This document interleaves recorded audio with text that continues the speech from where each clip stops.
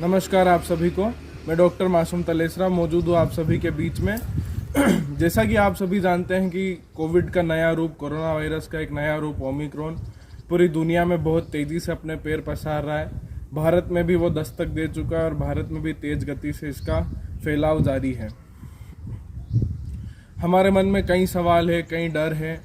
हमारे मन में जैसे सवाल है कि यह कितना फैलेगा, लोग इसमें कितने मरेंगे, लॉकडाउन लगेगा कि नहीं, इसका टीका लगेगा कि नहीं, इसमें दवाई उपचार मौजूद है कि नहीं। ये सारे सवाल वाजिब हैं, पर हम इस पर कुछ नहीं कर सकते। ये काम सरकार, प्रशासन, डॉक्टर, साइंटिस्ट का है। तो as a human being, as a citizen, हम एक नागरिक के तौर पर हम क्या कर सकते हैं इसके बचाव के लिए, जिससे हमको स्वयं को, हमारे परिवार को, हमारे देश को सुरक्षित रख सकते हैं और साथ में जो हमारी जवाबदारी है उसका निर्वहन कर सकते हैं। ये सारी बातें आपको पता है, फिर भी मैं आम भाषा में फिर से आप सभी को ये सामान्य सी दिखने वाली बातें बताऊंगा, जिसे कोविड अप्रोप्रिएट बिहेवियर कहते हैं। ये अगर हम सब करेंगे तो हम इससे बचाव निश्चित तौर पर संभव है। पहली चीज़, हम मास्क पहने।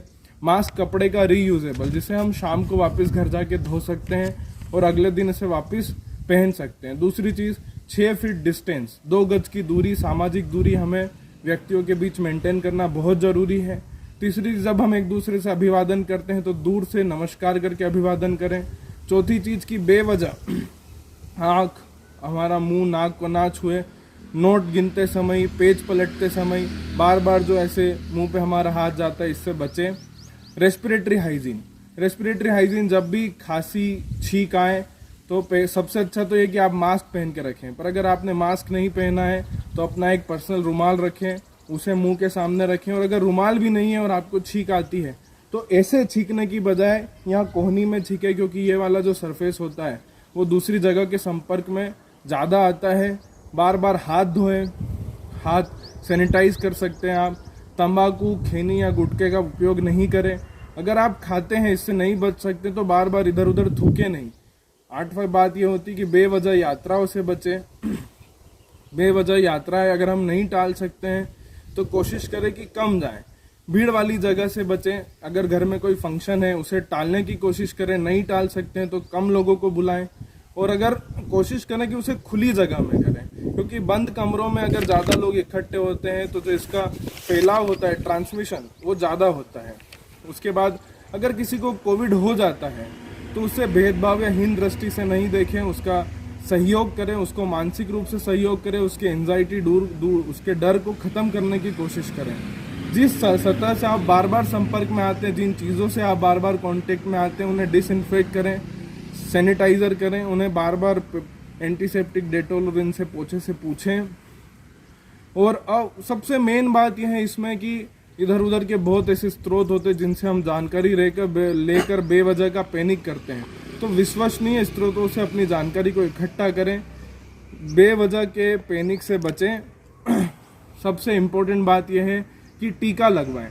टीके की क्या महत्ता है कि अगर हमने पहला और दूसरा डोज ले चुके हैं तो कोविड तो बिल्कुल हो सकता है, क्योंकि ओमिक्रॉन जो एक ऐसा नया वेरिएंट है जिसके स्पाइक प्रोटीन में 30 से ज़्यादा म्यूटेशन हुए हैं, पर जो इसकी हॉस्पिटल एडमिशन रेट है और इसकी फैटिलिटी है वो निश्चित तौर पे टीका लगने से बहुत कम हो चुकी है। अगर ये हमें कोरोना होगा भी सही है नए वेरिएंट से तो इतना घातक नहीं होगा।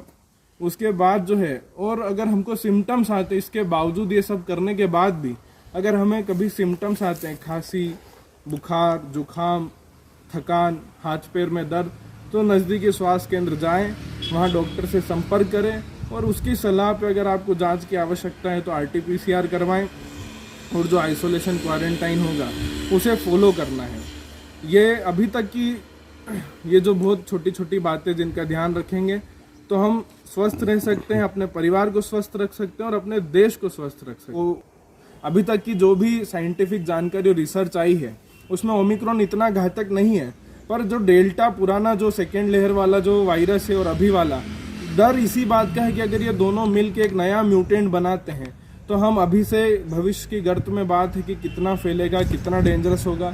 जो हम कर सकते हैं वो सिर्फ बचाव है, तो उसके ऊपर ध्यान दें, टीका लगवाएं, इन छोटी छोटी बातों का ध्यान रखें। और हाँ, जो सरकार द्वारा चालू की जाने वाली बूस्टर डोजेस के जो इसकी उनने नीति बनाई है उसके अनुसार आप बूस्टर डोजेस के लिए अगर पात्र हैं तो अवश्य जाकर लगवाएं, बच्चों को लगवाएं।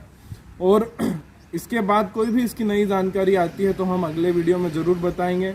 स्वयं का ध्यान रखें और जैसा कि आपको पता है आखिरी दिन है इस साल का 2021 का, 2022 में आप सभी स्वस्थ रहें, सेहतमंद रहें, दीर्घायु हो, शतायु हो, एक स्वस्थ समाज, स्वस्थ देश का निर्माण करें। इसी शुभकामनाओं के साथ happy new year. Thank you.